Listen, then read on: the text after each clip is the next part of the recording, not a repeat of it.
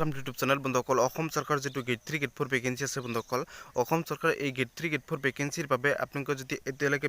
preparation কৰা বাদ দিছে তেনেহলে কিন্তু বেয়াকৈ ফচিব কাৰণ ডিএমইৰ পৰীক্ষাটো সাধাৰণতে জানুৱাৰী মাহতে হোৱাৰ সম্ভাৱনা আছে কাৰণ ইতিমধ্যে মই আপোনাক জনাইছো ডিএমইৰ পৰীক্ষাৰ জানুৱাৰী মাহত হোৱাৰ সম্ভাৱনা কিয় বন্ধুসকল আৰু এৰিয়াৰ দিবাংগৰ ৰিজাল্টটো সঁচাকৈ আহিব নে নাই বন্ধুসকল এডিশনাল লিষ্ট আহিব নে নাই বহুতে মোক কমেন্ট কৰি আছে বন্ধুসকল আৰু তেওঁলোকক মই এখন সৰুকৈ আপডেট দিবলৈ বিচাৰিছো আৰু ডিএমইৰ পৰীক্ষাটো জানুৱাৰী মাহত হ'ব নাই কনফিউজ হৈ আছে ডিএমইৰ তিনিটা স্টেপত পৰীক্ষা হ'ব gate 3 gate 4 not clear vacancy তিনিটা স্টেপত পৰীক্ষা অনুষ্ঠিত হ'ব আৰু বহুতে এতিয়াও কনফিউজ হৈ আছে যে ডিএমইৰ পৰীক্ষাটো কেতিয়া হ'ব মই দাদা ডিএমইৰ কোনো ধৰণৰ খবৰ নাহিল কোনো নোটিছ নাহিল এটো এনেকুৱা হৈ আছে বন্ধুসকল ময়ো গম পাওঁ এনেকুৱা হৈ আছে বন্ধুসকল আৰু ময়ো সাধাৰণতে ডিএমইত এপ্লাই কৰিছো আৰু এডিআৰত যেটো দিবাংগৰ ৰিজাল্ট হওক বা বিডব্লিউ ৰিজাল্ট হওক বা এডিশনাল লিষ্ট কিছুমান দিবলৈ বাকি আছিল মুখ্যমন্ত্ৰী ডাঙৰীয়া নিজৰ মুখেৰে সেই কথাখিনি কৈছিল বন্ধুসকল এই ৰিজাল্টখন দিয়া নাছিল বন্ধুসকল প্ৰতিটো আপডেট প্ৰতিটো খবৰ মোৰ চেনেলৰ পৰা পাব মই কৈছো সকলোৱে বেয়াকৈ কমেন্ট নকৰিব ইতিমধ্যে সেকেন্ড লিষ্টখন যেটো দিয়া হৈছিল বন্ধুসকল সেকেন্ড লিষ্টত কিন্তু মই যেটো ডেট জনাইছিলো যেটো সময় জনাইছিলো হেতু ডেট মতে হেতু সময় মতে কিন্তু দিয়া হৈছিল কিন্তু এডিআৰ যেটো দিবাংগৰ ৰিজাল্ট এই দিবাংগৰ ৰিজাল্ট কিন্তু আপোনাৰ অলপমান সাধাৰণতে বা আপোনাৰ পিডব্লিউ লছলিৰ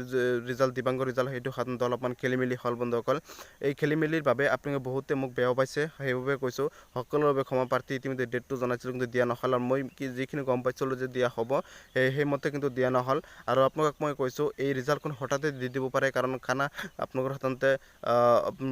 বহুত নিযুক্তি তেনেকৈ দিছে যিবোৰ নিযুক্তি থাকে বা বহুত নিযুক্তি পিছত দিয়া হয় অলপকে ভ্যাকেন্সি নিযুক্তি দিয়া হয় তেনেকুৱা নিযুক্তি কিন্তু অসম মুখ্যমন্ত্ৰী ডাঙৰীয়া বহুত দিয়া হৈছে বন্ধুসকল এই ৰিজাল্টখন আহিব পাৰে হঠাৎকে কিন্তু এতিয়ালৈকে আপোনালোকৰ সাধাৰণতে বিশ্বাস কৰক যে এতিয়ালৈকে সাধাৰণতে ৰিজাল্টটো অহাৰ সম্ভাৱনা আছে কিন্তু কেতিয়া সাধাৰণতে ৰিজাল্টটো যদি কিবা কাৰণে নাহে তেনেহলে ডাইৰেক্ট মুখ্যমন্ত্ৰী ডাঙৰীয়া কৈ দিলে হয় কাৰণ 3 মাহ আগতে কিন্তু মুখ্যমন্ত্ৰী ডাঙৰীয়া কৈছিল যে এই ৰিজাল্টখন দিয়া হ'ব মুখ্যমন্ত্ৰী ডাঙৰীয়াৰ নিজৰ মুখেৰে যিসকলে মোৰ ভিডিঅ' মই আগৰ পৰা চাই তেওঁলোকে গম পায় আৰু নিজৰ মুখেৰে মুখ্যমন্ত্ৰী ডাঙৰীয়াই কৈছিল আৰু যদি বিশ্বাস নকৰে মই আপোনাক আকৌ ভিডিঅ' ক্লিপটো দেখাই দিম বন্ধুসকল আপোনালোকে ভিডিঅ'টো চাব মোৰ চেনেলটো সাবস্ক্ৰাইব কৰি ৰাখিলে হয় যিসকলে সাবস্ক্ৰাইব কৰি তেওঁলোকে গম পাব অসম চৰকাৰৰ প্ৰতিটো খবৰ প্ৰতিটো আপডেট প্ৰতিটো এক্সামৰ খবৰ প্ৰতিটো জব ৰিলেটেড ভিডিঅ' মই লেটেষ্ট আপডেট সকলো খবৰ মোৰ চেনেলৰ পৰা পাব মই কৈছো সকলোৱে মোক সাপোৰ্ট কৰিব আগন্তুক দিনক প্ৰতিটো খবৰ মোৰ চেনেলৰ পৰা দিম মই কৈছো আগন্তুক দিনক সকলো এডিআৰ হওক বা অসম পুলিচতে হওক প্ৰতিটো খবৰ মোৰ চেনেলৰ পৰা দিম মই প্ৰতিশ্ৰুতি দিছো সকলোৱে মোক সাপোৰ্ট কৰিব আৰু চেনেলটো সাবস্ক্ৰাইব কৰি দিব বন্ধুসকল দিবাংগৰ ৰিজাল্টখন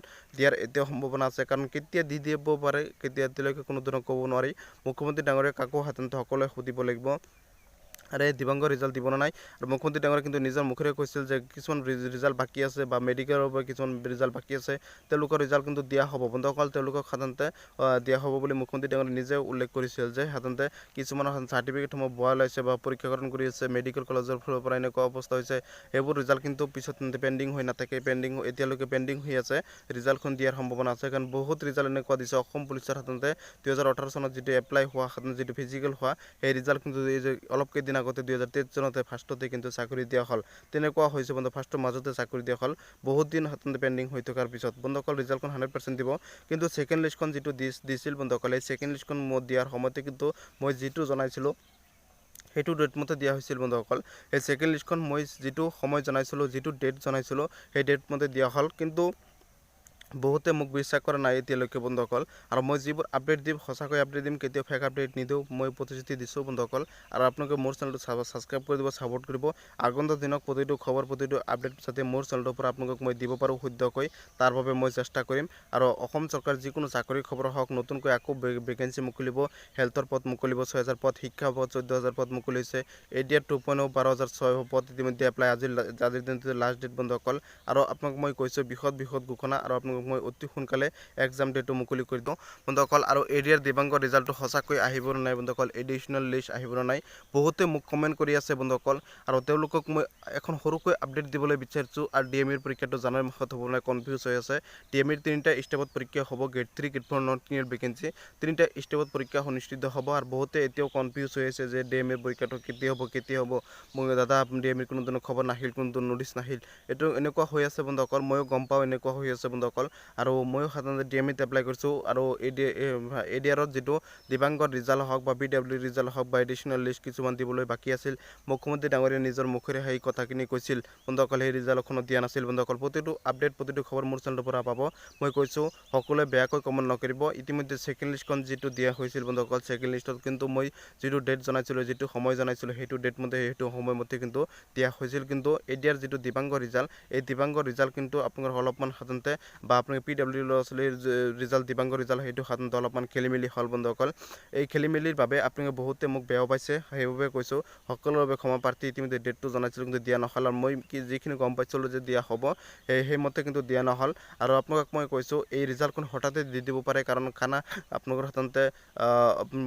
বহুত নিযুক্তি তেনেকৈ দিছে যিবোৰ নিযুক্তি থাকে বা বহুত নিযুক্তি পিছত দিয়া হয় অলপকৈ ভেকেঞ্চি নিযুক্তি দিয়া হয় তেনেকুৱা নিযুক্তি কিন্তু অসমৰ মুখ্যমন্ত্ৰী ডাঙৰীয়াই বহুত দিয়া হৈছে বন্ধুসকল এই ৰিজাল্টখন আহিব পাৰে হঠাৎকৈ কিন্তু এতিয়ালৈকেও আপোনালোকৰ সাধাৰণতে বিশ্বাস কৰক যে এতিয়ালৈকে সাধাৰণতে ৰিজাল্টটো অহাৰ সম্ভাৱনাই আছে কিন্তু কেতিয়াও সাধাৰণতে ৰিজাল্টটো যদি কিবা কাৰণে নাহে তেনেহ'লে ডাইৰেক্ট মুখ্যমন্ত্ৰী ডাঙৰীয়াই কৈ দিলে হয় কাৰণ 3 মাহ আগতে কিন্তু মুখ্যমন্ত্ৰী ডাঙৰীয়াই কৈছিল যে এই ৰিজাল্টখন দিয়া হ'ব মুখ্যমন্ত্ৰী ডাঙৰীয়াৰ নিজৰ মুখেৰে যিসকলে মোৰ ভিডিঅ' মোৰ আগৰ পৰা চাই তেওঁলোকে গম পায় আৰু নিজৰ মুখেৰে মুখ্যমন্ত্ৰী ডাঙৰীয়াই কৈছিল আৰু যদি বিশ্বাস নকৰে মই আপোনালোকক আকৌ ভিডিঅ' ক্লিপটো দেখাই দিম বন্ধুসকল আপোনালোকে ভিডিঅ'টো চাব মোৰ চেনেলটো ছাবস্ক্ৰাইব কৰি ৰাখিলে হয় যিসকলে ছাবস্ক্ৰাইব কৰি তেওঁলোকে গম পাব অসম চৰকাৰৰ প্ৰতিটো খবৰ প্ৰতিটো আপডেট প্ৰতিটো এক্সামৰ খবৰ প্ৰতিটো জব ৰিলেটেড ভিডিঅ' মোৰ লেটেষ্ট আপডেট সকলো খবৰ মোৰ চেনেলৰ পৰা পাব মই কৈছোঁ সকলোৱে মোক ছাপোৰ্ট কৰিব আগন্তুক দিনক প্ৰতিটো খবৰ মোৰ চেনেলৰ পৰা দিম মই কৈছোঁ আগন্তুক দিনক সকলো ADR হওক বা অসম পুলিচতে হওক প্ৰতিটো খবৰ মোৰ চেনেলৰ পৰা দিম মই প্ৰতিশ্ৰুতি দিছোঁ সকলোৱে মোক ছাপোৰ্ট কৰিব আৰু চেনেলটো ছাবস্ক্ৰাইব কৰি দিব বন্ধুসকল দিবাংগৰ ৰিজাল্টখন দিয়াৰ এতিয়াও সম্ভাৱনা আছে কাৰণ কেতিয়া দি দিব পাৰে কেতিয়া এতিয়ালৈকে কোনো ধৰণৰ ক'ব নোৱাৰি মুখ্যমন্ত্ৰী ডাঙৰীয়াক কাকো সাধাৰণতে সকলোৱে সুধিব লাগিব আৰু এই দিবাংগৰ ৰিজাল্ট দিব নাই আৰু মুখ্যমন্ত্ৰী ডাঙৰীয়াই কিন্তু নিজৰ মুখেৰে কৈছিল যে কিছুমান ৰিজাল্ট বাকী আছে বা মেডিকেলৰ পৰা কিছুমান ৰিজাল্ট বাকী আছে তেওঁলোকৰ ৰিজাল্ট কিন্তু দিয়া হ'ব বন্ধুসকল তেওঁলোকক সাধাৰণতে দিয়া হ'ব বুলি মুখ্যমন্ত্ৰী ডাঙৰীয়াই নিজে উল্লেখ কৰিছিল যে সাধাৰণতে কিছুমানৰ চাৰ্টিফিকেটসমূহ ভুৱা ওলাইছে বা পৰীক্ষাকৰণ কৰি আছে মেডিকেল কলেজৰ ফালৰ পৰা এনেকুৱা অৱস্থা হৈছে এইবোৰ ৰিজাল্ট কিন্তু পিছত পেণ্ডিং হৈ নাথাকে এতিয়ালৈকে পেণ্ডিং হৈ আছে ৰিজাল্টখন দিয়াৰ সম্ভাৱনা আছে কাৰণ বহুত ৰিজাল্ট এনেকুৱা দিছে অসম পুলিচৰ সাধাৰণতে 2018 চনত যিটো এপ্লাই হোৱা সাধাৰণতে যিটো ফিজিকেল হোৱা সেই ৰিজাল্ট কিন্তু অলপ কেইদিন আগতে 2023 চনতে ফাৰ্ষ্টতে কিন্তু চাকৰি দিয়া হ'ল তেনেকুৱা হৈছে বন্ধু ফাৰ্ষ্টৰ মাজতে চাকৰি দিয়া হ'ল বহুত দিন সাধাৰণতে পেণ্ডিং হৈ থকাৰ পিছত বন্ধুসকল ৰিজাল্টখন 100% দিব কিন্তু ছেকেণ্ড লিষ্টখন যিটো দিছিল বন্ধুসকল এই ছেকেণ্ড লিষ্টখন মই দিয়াৰ সময়তে কিন্তু মই যিটো জনাইছিলোঁ সেইটো ডেট মতে দিয়া হৈছিল বন্ধুসকল এই ছেকেণ্ড লিষ্টখন মই যিটো সময় জনাইছিলোঁ যিটো ডেট জনাইছিলোঁ সেই ডেট মতে দিয়া হ'ল কিন্তু বহুতে মোক বিশ্বাস কৰা নাই এতিয়ালৈকে বন্ধুসকল আৰু মই যিবোৰ আপডেট দিম সঁচাকৈ আপডেট দিম কেতিয়াও ফেক আপডেট নিদিওঁ মই প্ৰতিশ্ৰুতি দিছোঁ বন্ধুসকল আৰু আপোনালোকে মোৰ চেনেলটো ছাবস্ক্ৰাইব কৰি দিব ছাপোৰ্ট কৰিব আগন্তুক দিনক প্ৰতিটো খবৰ প্ৰতিটো আপডেট যাতে মোৰ চেনেলৰ পৰা আপোনালোকক মই দিব পাৰোঁ শুদ্ধকৈ তাৰ বাবে মই চেষ্টা কৰিম আৰু অসম চৰকাৰ যিকোনো চাকৰি খবৰ হওক নতুনকৈ আকৌ ভেকেঞ্চি মুকলিব হেল্থৰ পদ মুকলিব 6000 পদ শিক্ষা পদ 14000 পদ মুকলিছে ADR 2.0 12600 পদ ইতিমধ্যে এপ্লাই আজিৰ দিনটো লাষ্ট ডেট বন্ধুসকল আৰু আপোনাক মই কৈছোঁ বিশদ ঘোষণা আৰু আপোনাক মই অতি সোনকালে এক্সাম ডেটটো মুকলি কৰি দিব আৰু আপোনাক সকলোৱে ভিডিঅ'টো শ্বেয়াৰ কৰি দিব চেনেলটো ছাবস্ক্ৰাইব কৰি দিব অসম চৰকাৰ কেন্দ্ৰীয় চৰকাৰৰ সকলো আপডেট মোৰ চেনেলৰ পৰা পাব সকলোৱে